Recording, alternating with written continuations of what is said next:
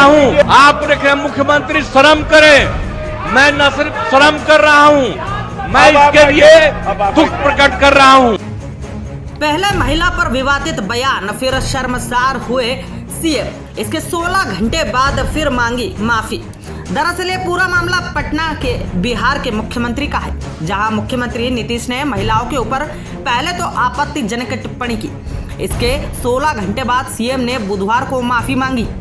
यहां महिलाओं के ऊपर बयान देने के बाद मुख्यमंत्री ने विधानसभा के बाहर सदन में कई बार हाथ जोड़कर माफी मांगते हुए खेद प्रकट की।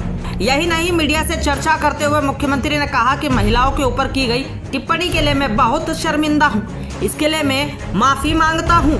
सीएम बोले, मैं शर्म कर रहा हूं, मैं माफी मांगता हूं, अपना बयान में वापस लेता हूं। यह कहते और हाथ जोड़ते सीएम नजर आए।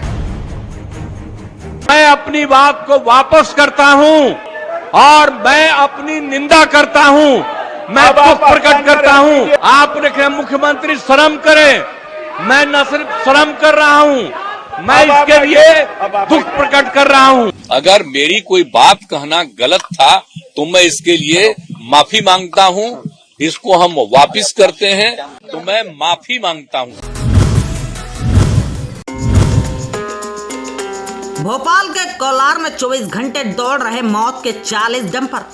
भोपाल के पहले 6 लेन निर्माण में लेत लपीती धूल जाम से रहवासी काफी परेशान। दरअसल यह ढील पोल काम के चलते आवागमन कर रहे वाहन चालक इन दिनों मौत के खेल से खेलने को मजबूर हैं। यहाँ बता दें कि भोपाल के पहले कोलार 6 लेन निर्माण में हो रही लेट लपीती लोगों के लिए न सिर्फ मुश्किलें खड़ी कर रही है, बल्कि यहाँ हादसे भी हो रहे हैं। यहाँ बता दें कि 2 दिन पहले डंपर ने एक महिला को कुचल दिया था। यह कोई नई बात नहीं, ऐसे कई हादसे यहाँ पर हो चुके हैं। ऐसे में यह ढील पोल काम कहीं ना कहीं आवागमन कर रहे वाहन चालकों पर खतरा बना हुआ है। कलाकार खतरे में है। चलो अर्पण। दिग्गज राजा बोले, संकट में है फिलहाल कलाकार। जी हाँ, कांग्रेस के महासचिव दिग्विजय सिंह 1 दिवसीय दौरे पर इंदौर पहुंचे। इस दौरान उन्होंने मीडिया से बातचीत करते हुए विजयवर्गीय पर कटाक्ष करते हुए कहा कि कलाकार संकट में है। दिग्गी ने आगे कहा कि प्रदेश के भाजपा नेतृत्व से केंद्रीय नेतृत्व ही नहीं, जनता भी नाराज है। 18 साल के सरकार को लेकर नाराजगी नीचे तक महसूस की जा रही है। इससे भाजपा डरी हुई है। इस बार कांग्रेस को स्पष्ट बहुमत मिलेगा और 130 से ज्यादा सीटें आएगी। अंतर सिंह दरबार ने टिकट मांगा था, क्योंकि क्राइटेरिया में नहीं आते थे। बार बार वो 4 बार 5 बार चुनाव का मौका दिया, 2 बार जीते, 3 बार हारे। आज सांवेर को गोद लेने आया हूं। पूर्व मुख्यमंत्री कमलनाथ आज सांवेर पहुंचे। यहां पर सांवेर में आम सभा को संबोधित किया। इस दौरान कमलनाथ ने मंच से कहा कि मैं सांवेर को गोद लेने आया हूं और जो अधिकार छिंदवाड़ा के लोगों का होगा वही अधिकार सांवेर के लोगों का होगा। मैं आज सांवेर को गोद लेने आया हूं और जो अधिकार छिंदवाड़ा के लोगों, जिन्होंने 44 साल मुझे वोट दी है, जो उनका अधिकार होगा वो सांवेर के लोगों का होगा। हाथ जोड़कर पांव पड़कर वोट मांगने की परंपरा अब भी बरकरार है। प्रत्याशी चाहे कोई भी हो, करना पड़ रहा है पुरातन परंपरा का पालन। जी हां, उज्जैन दक्षिण के प्रमुख राजनीतिक दल भाजपा के 2 बार के विधायक रह चुके मंत्री जी डॉक्टर मोहन यादव हो या फिर कांग्रेस के नए नवेले चेतन यादव। यही नहीं, उत्तर में भाजपा प्रत्याशी पहली बार चुनाव लड़ रहे अनिल जैन कालू हेड़ा हो या फिर कांग्रेस की प्रत्याशी श्रीमती माया राजेश त्रिवेदी, कोई भी हो, चुनाव में वोट मांगने के लिए सभी प्रत्याशियों को हाथ जोड़कर पांव पड़कर परंपरा को बरकरार रखना फिलहाल पड़ रहा है। दरअसल बदलते समय के साथ भले ही चुनाव प्रचार के तौर तरीके हाईटेक होकर बदल गए हों, लेकिन इसे मजबूरी कहें या फिर परंपरा, यह मतदाताओं के लिए एक तरह से 5 वर्ष का अभिवादन है। सिर्फ 5 वर्ष में ही एक बार इस परंपरा का पालन करने के लिए प्रत्याशी आता है और इसके बाद यह परंपरा धूल धूसरित होती रहती है। इसके बाद फिर चुनाव में ही मतदाता को इंतजार रहता है शेष समय में मतदाता ही पैर पड़ता हुआ दिखाई देता है। कुछ भी कहे, हाथ जोड़कर पैर पड़कर वोट मांगने की पुरानी परंपरा आज भी बरकरार है। प्रत्याशी ही नहीं, उनके परिजन, नाते, रिश्तेदार, दोस्त आदि भी अपने अपने तरीके से प्रचार की कमान संभाले रहे हैं। खास बात यह है कि प्रचार का तरीका घर घर में हाथ जोड़कर वोट मांगना ही है। सुबह से ही प्रत्याशी परिजन अलग अलग टोलियों में घर से निकलकर इस परंपरा का निर्वहन करते अभी तक नजर आ रहे हैं। पूरे दिन परंपरा का निर्वहन कर प्रत्याशी और उनके परिजन देर रात ही घर लौट रहे हैं। विधानसभा सीट पर प्रचार के तरीकों को देखें तो प्रत्याशी के घर वालों का महत्वपूर्ण योगदान नजर आ रहा है। न केवल प्रचार बल्कि पारिवारिक सदस्य द्वारा पूरा चुनाव प्रबंधन भी संभाल रहे हैं। अपने अपने गणित के हिसाब से मिनट दर मिनट का लेखा जोखा पहले से ही तय किया जा चुका है। विधानसभा चुनाव के लिए मतदान में अब सिर्फ 2 हफ्तों से कम समय है।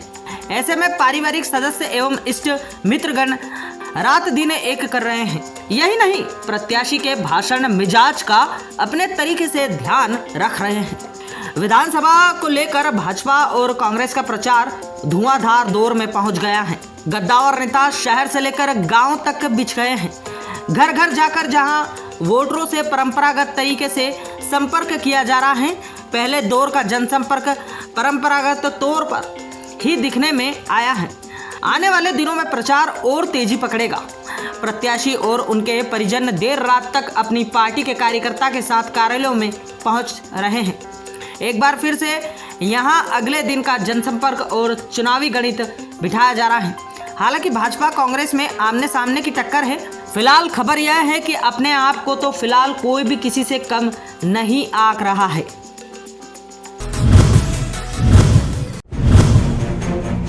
इंदौर में पूर्व सांसद दिल्ली जो वर्तमान में जूनागढ़ गिरनार में निवास करते हैं, उन्होंने सोशल मीडिया के माध्यम से एक पत्र दिखाते हुए जन जन के आराध्य दिगंबरी संतों व संभ्रांत जैन के नागरिकों के खिलाफ कानूनी कार्रवाई करने की धमकी दी है। इससे पूरे देश की समाज आहत है। जैन संत अध्यात्म का एवं इस वसुंधरा के चलते फिरते भगवान के रूप में जीता जागता उदाहरण है। वे समस्त जीवों को अहिंसा का उपदेश देकर अहिंसक जीवन जीने की प्रेरणा देते हैं। ऐसे जैन संतों के प्रति किसी भी तरह की भाषा का दुरुपयोग अथवा कानूनी कार्यवाही अनुचित है। इंदौर दिगंबर जैन समाज ने आगाज किया है कि यदि गुजरात पुलिस द्वारा यदि हमारे साधु संत पर कोई कानूनी कार्यवाही की गई या अथवा करने की चेष्टा की जा रही है तो उसे रोका जाए और निरस्त किया जाए, नहीं तो पूरे देश में अहिंसक आंदोलन किया जाएगा। हरिफाटक रोड स्थित बेगमबाग क्षेत्र के 34 भूखंडों की लीज निरस्त करने के मामले में मंगलवार को हरिफाटक महाकाल रोड योजना रहवासी संघ ने प्रेस वार्ता ली। उन्होंने यूडीओ पर एक तरफा और देशपूर्ण कार्रवाई करने के गंभीर आरोप लगाए हैं। मेरा पूरा 30 जो है 40-60 का पूरा प्लाट है। मेरा आगे से पोर्च खुला है, नियम अनुसार है। मेरे यहाँ पे कोई जो है व्यापार नहीं हो रहा, व्यवसाय नहीं हो रहा है। मेरे 2 टुकड़ों में भाग नहीं है, उसके बावजूद मेरे को वो निरस्तीकरण का नोटिस दे दिया है। जब 2013-14 में जब भी हमारा लीज का समय अवधि खत्म हुई है, तब से कंटिन्यू लोग कोशिश कर रहे हैं। कुछ लोगों की लीज जमा है, 42 तक की जमा है, किसी का तो फ्री होल्ड मकान है, मतलब अलग अलग कंडीशन सब लोगों की है। पर ऐसा नहीं है कि हमने इन समय अवधि के बीच में लीज नवीनीकरण की कोई कोशिश नहीं करी। दूसरी बात कि हमको जब नोटिस दिया गया तो 15 दिन के समय अवधि में टोटल हम सारे लोगों ने उसका जवाब भी दे दिया। हमारे जवाब के बाद उन्होंने हमें कोई दूसरा सेकंड नोटिस, उनकी प्रोसेस भी वो लोग फॉलो नहीं कर रहे हैं कि वो नियम के तहत कोई कार्रवाई कर रहे हो। तो मैंने वहाँ पे कागज भी पुटअप कर दिए और 15 दिन बाद मैंने कागज उन्होंने रजिस्ट्री वगैरह सब मेरे को पुटअप करा दिए।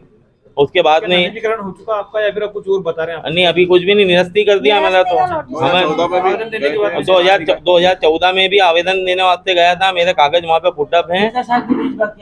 बस 2013 तक के मतलब खत्म हुई लीज, 2014 से बाकी है। तो 2014 को मैं होके आया हूँ, वहाँ पर कागज भी पुटअप है मेरे पास आवेदन भी है वहाँ पर, वहाँ का 2014 का ही कि मेरी नवीनीकरण लीज करी जाए। तो उन्होंने अब जब उससे बाद में जब से अभी तक के कुछ भी नहीं करा। 17-18 में इन्होंने वहाँ पे फ्री होल्ड का कैंप भी लगाया था। जब भी मैं वहाँ गया कि मैं हमारी मकान फ्री होल्ड कर दो साहब, तो बोले कि आपके एरिया का भी मकान का भी, आपके एरिया का कुछ भी नहीं चल रहा है। राजगढ़ जिले के ब्यावरा देहात थाना क्षेत्र के अंतर्गत रिलायंस पेट्रोल पंप के सामने रेलवे लाइन पर करीब 25 से 30 वर्षीय एक अज्ञात महिला का संदिग्ध अवस्था में शव बरामद हुआ है। सूचना मिलने पर देहात थाना पुलिस मौके पर पहुंची और जांच पड़ताल शुरू की। संभवतः ट्रेन से टकराने से महिला की मौत होने की बात कही जा रही है। फिलहाल पुलिस पूरे मामले की जाँच कर रही है।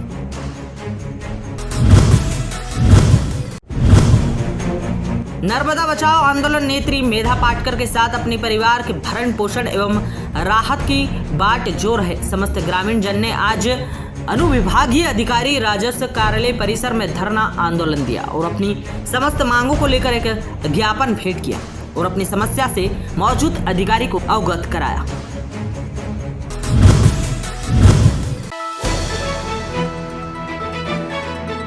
महाकाल मंदिर में चांदी के गर्भगृह को चमकाने का काम शुरू कर दिया है। इसके लिए दिल्ली के सुशील शर्मा उज्जैन आ चुके हैं और अपनी टीम के साथ गर्भगृह में लगी चांदी को चमकाने का काम शुरू कर दिया है। दीपावली पर्व से पहले ही वे पूरा गर्भगृह और मंदिर में जहां भी चांदी लगी है उसकी सफाई कर चमका देंगे।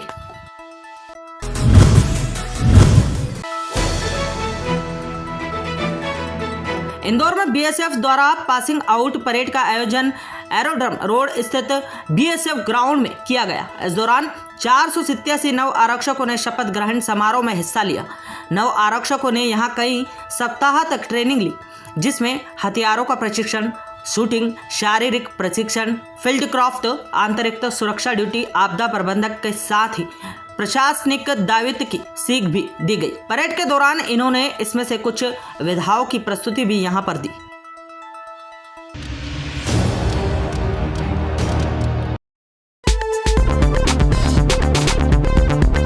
अरे सुबह सुबह कहाँ रख दिया मेरा दैनिक अवंतिका? अरे चाचू तो खाना अंकल लेके गए, अभी लेके आए। अंकल दैनिक अवंतिका? अरे वो तो अभी अभी जुनेजा साहब पढ़ने के लिए ले गए। वैसे हमारे घर में भी एक दूसरा अखबार आता है, लेकिन क्या करें भाई, जो बात दैनिक अवंतिका में है वो किसी और अखबार में कहाँ। अंकल दैनिक अवंतिका? अरे पुत्र डॉक्टर डिसूजा पढ़ने के लिए ले गए। बेटे अभी अभी चाय वाला लेके गया। भैया दैनिक अवंतिका? हाँ। अरे भैया दूसरे अखबार में गिफ्ट होवत है, स्कीम होवत है और उनसे रद्दी भी अच्छी मिल जावत है, लेकिन भैया दैनिक अवंतिका में ताजा खबर होवत है, ज्यादा खबर होवत है। ई लो तुम्हार दैनिक अवंतिका, बड़ा ही कमाल का अखबार है भाई। धन्यवाद धन्यवाद। स्वामी जी, चौहान अंकल। आइए आइए चौहान जी, आप और हम मिलकर पढ़ते हैं दैनिक अवंतिका। सब पे नजर, सबकी खबर, दैनिक अवंतिका।